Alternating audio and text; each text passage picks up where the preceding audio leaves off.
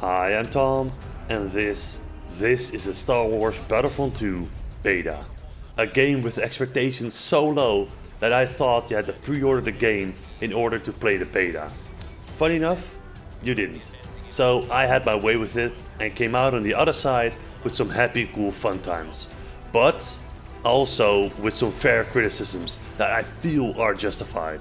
Also, of course, this being a beta means that the standard beta rules apply here. I will not give a score at the end of the video, and my opinion is bound to change slightly when the full game releases.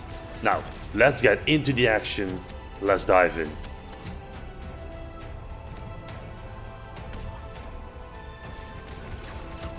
Star Wars Battlefront 1 had a lot of flaws that the sequel had to fix. However, graphics, sound design and world building was not one of these things. The game looks absolutely stunning with great detail everywhere you look. Small particle effects whenever there's an explosion, tumbling leaves roaming the streets, and just overall quality is 10 out of 10. Same goes for the sound design. At any point during the match you can just stand still to behold the beauty created by DICE here. This is probably the point where you think, well Tom, isn't it not gonna matter anyway what you look on PS4, it's gonna look and play better on PC anyway. To which I respond, you're correct. Albeit for one flaw I will get to later.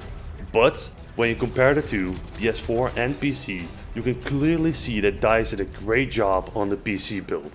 There is a plethora of settings to tweak so any system can have a smooth experience. But the thing I love the most is that DICE is now stimulating you to use higher end graphics cards. A GTX 1060 is the recommended graphics card for Battlefront, which is pretty demanding from people nowadays. I personally can confirm it is worth it though, because Battlefront becomes a feast for the eyes when you can play it with the right settings. But as we all know, a good game is created by its gameplay, not its graphics. And Battlefront hits it right on the head in my opinion here. It is fast, fluid, and if you're a little skilled, quite dominating. This is mostly because of the battle point system, which I absolutely love. Everything you do earns you battle points. Doesn't matter if it's killing people, playing the objective, buffing people as an officer, or just hitting people without killing them. Everything you do earns you battle points, which you can save up and spend for better characters or vehicles to play as.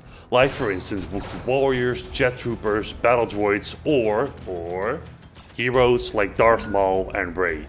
Now you're probably raising your eyebrows, taking a deep breath and started typing your comment about how overpowered those characters are probably going to be. And although they are very powerful in their abilities, they are by no means invincible. You need to be careful with the heroes, seeing that they are always the ones who draw a lot of fire, but only have twice the amount of health a normal character has. So when you roll into a squad with Darth Maul, there's still a serious chance of dying, after you take about 5 people down with you. The rest of the units are pretty straightforward. You have your standard soldiers with blasters, grenades and shotguns. You have your heavies with heavy blasters and miniguns.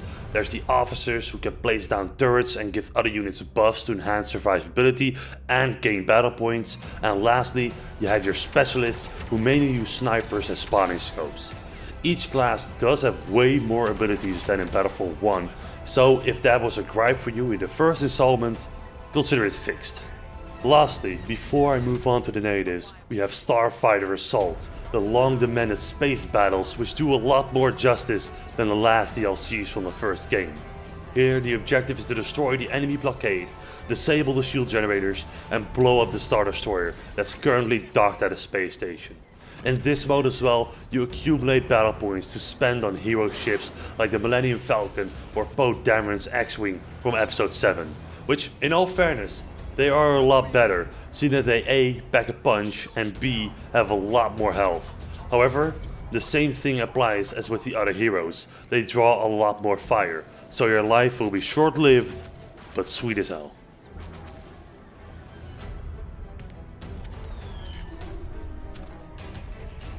Like I said in the beginning, there are some criticisms that I feel are pretty justified. First of all, the weapon balance. I feel that the specialists, aside from headshots, are pretty worthless.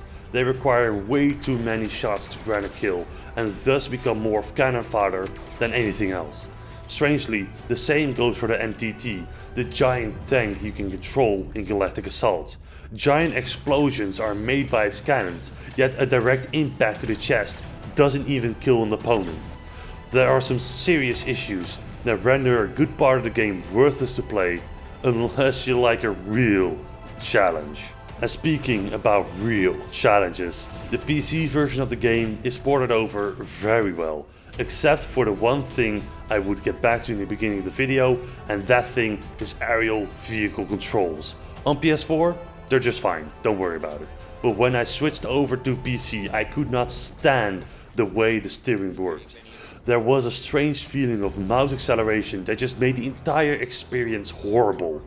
There is controller support in the game, so if you want a smoother experience, I would highly recommend you use a controller instead of a mouse. Next up on the list is a common favorite, and it's a doozy: microtransactions and DLC.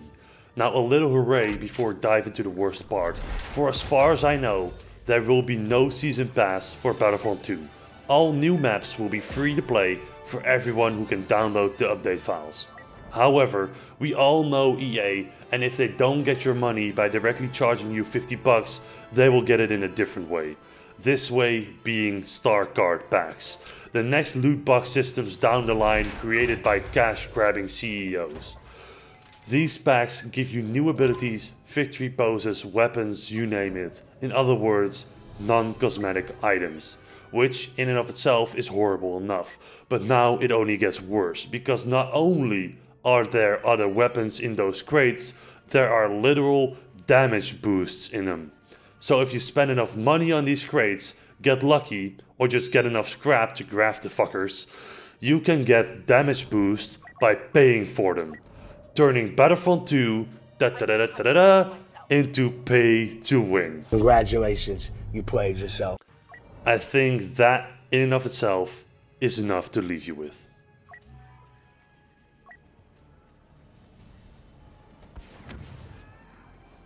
Aside from the horrible DLC microtransaction bullshit, bad PC vehicle controls and imbalance in the specialist class, I had fun. Can't deny it. I was often on fire and on top of the leaderboards, which made my experience very enjoyable. However, this comes with an extreme beta warning. Put it on screen. When the full game releases and everyone is running around with heavy damage boosters all the time, I can see my opinion change very quickly. There is a lot that can go wrong with the full game release, but for now, I can't say that I did not enjoy myself, because for the 7.5 hours I played it, I had a blast. The graphics are amazing, the sound is clear and crisp, the gameplay is smooth and satisfying, and at the end of the day, it's just a game, and a pretty high quality one at that. So with that said, I do think that when you factor in all the negatives, Star Wars Battlefront 2 will probably be worth the money.